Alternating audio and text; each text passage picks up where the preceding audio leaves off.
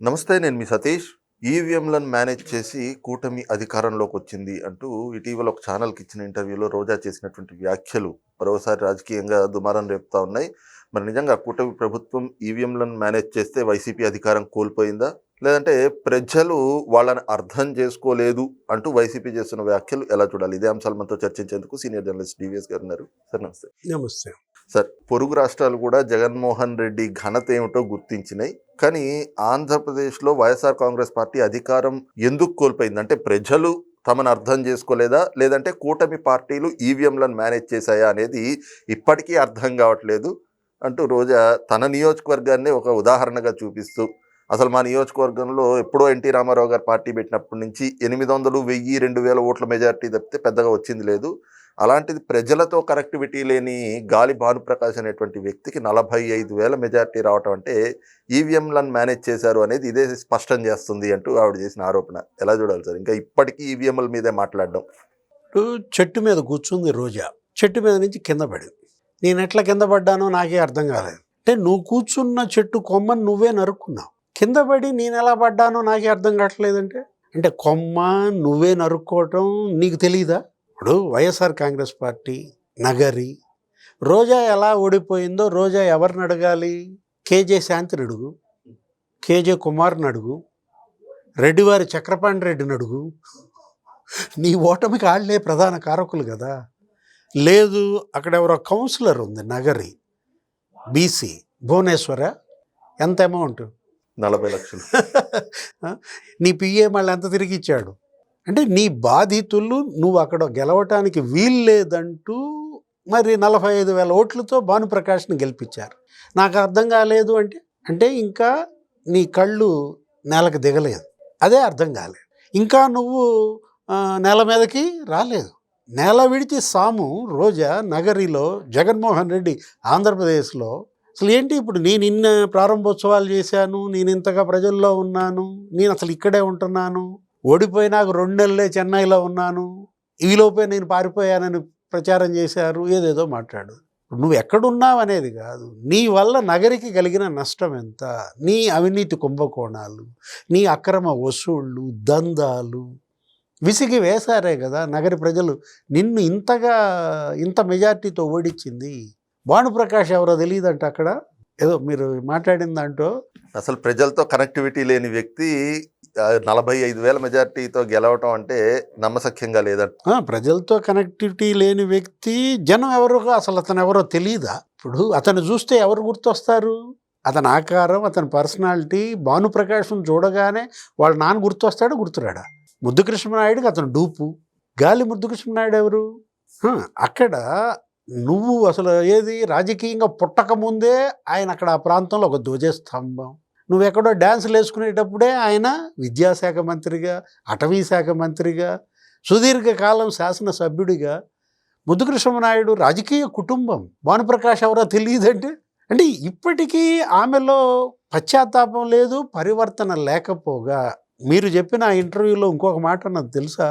జగన్ని ఓడించంట జనం వాళ్ళ నెత్తిన వాళ్ళు మట్టేసుకున్నారట. చెప్పు ఆ మాట ఒకసారి మళ్ళీ చెప్పు. జగన్ని ఓడించి జనం వాళ్ళ నెత్తిన వాళ్ళు మట్టేసుకున్నారట. జనం వాళ్ళ నెత్తిన వాళ్ళు మట్టేసుకున్నారా, మీ నెత్తిన మట్టేశారా?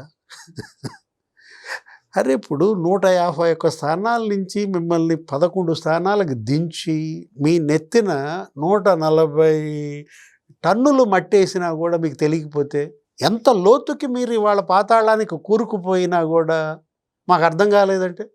ఈవీఎంలు ఆమె ఏదో మాట్లాడుతూ దాని గురించి కూడా మాట్లాడింది, ఈవీఎంల వల్ల ఓడిపోయారు అని. ఇప్పుడు 4 రాష్ట్రాల ఎన్నికలు జరిగాయి. మమతా బెనర్జీ ఓడిపోయింది ఈవీఎంల వల్లేనా? ఆమె కూడా అదే అంటది. ఇక్కడ స్టాలిన్ ఓడిపోయింది ఈవీఎంల వల్ల, విజయ్ గెలిచింది ఈవీఎంల వల్ల అని అడుగుతున్నా. కేరళలో విజయన్ ఓడిపోయాడు, ఏది ఎల్డీఎఫ్, ఈవీఎంల వల్ల. ఎక్కడున్నాడు పరకాల ప్రభాకర్? ఇప్పుడు ఈ 4 రాష్ట్రాలు పుదుచ్చేరి ఎన్నికల్లో ఈవీఎంల గురించి ప్రభాకర్ గారు మాట్లాడతలేదేంటి? అంటే మీరు గెలిస్తే ఈవీఎంలు బెస్ట్, మీరు ఓడిపోతే ఈవీఎంలు వరస్టా? ఆ రోజు ఇదే ఈవీఎంలు కదా జగన్మోహన్ రెడ్డిని 151 స్థానాల్లో గెలిపించింది. ఈ రోజాని నగర్లో గెలిపించిన ఈవీఎంలే ఇప్పుడు ఈ రోజాని నగర్లో ఓడించాయి. ఇదే ఇవాళ ఏది ప్రజల్లో కూడా చర్చ. నాయకులు ఎంత గడసరి వాళ్ళు, అంటే ఎంత గడుగ్గాయిలు అనాలా. ఈవీఎం అంటే ఏంటి అసలు అది? ఒకడెవడో చెప్తాడు ఏమని, అందులో బ్యాటరీ అంట ఇన్ని రోజులైనా కూడా ఇంకా పెరిగిందంట బ్యాటరీ, ఒకడు చెప్తుంటాడు. అంటే ఇప్పుడు టెక్నాలజీ, ఇప్పుడు నిజంగా ఈవీఎంల మీదే కనుక ప్రజల్లో వ్యతిరేకత ఉంటే ఈ 4-5 రాష్ట్రాల్లో ఇప్పుడు ఎన్నికలు జరగనిచ్చేవాళ్ళ? ప్రజలు తిరగబడేవాళ్ళు కాదా? పోటీ చేసే పార్టీలు అభ్యర్థులు ఎందుకని ఈసీని అడగల? మమతా బెనర్జీ, స్టాలిన్ బలమైన ముఖ్యమంత్రులు, మాకు ఈవీఎంలు వద్దు, మా రాష్ట్రాల్లో ఎన్నికలు బ్యాలెట్గా జరగాల్సిందే అని అడగచ్చు కదా. ఇదేంటంటే ఇప్పటికైనా ఇప్పుడు రోజా కావచ్చు, లేకపోతే పేర్ని నాని కావచ్చు, అటు భూమన కరుణాకర్ రెడ్డి, అసలు వీళ్ళు అంబటి రాంబాబు, ఆయనకైతే అసలు అంబటి రాంబాబు నాకు అసలు ఇంతవరకు పోలవరమే అర్థం కాలేదంటాడు. నేనెందుకు ఓడిపోయానో రోజాకి అర్థం కాలేదంటే, అంటే ఇప్పుడు మీరు అర్థం చేసుకోలేకపోవడం మీ వైఫల్యమా, మీకు అర్థం కాకపోవడం జనం యొక్క తెలివిడితనమా? జనం ఓట్లేశారు, మామూలుగా కాదు. ఆ రోజు జగన్ బాధితులంతా ఏకమయ్యారు.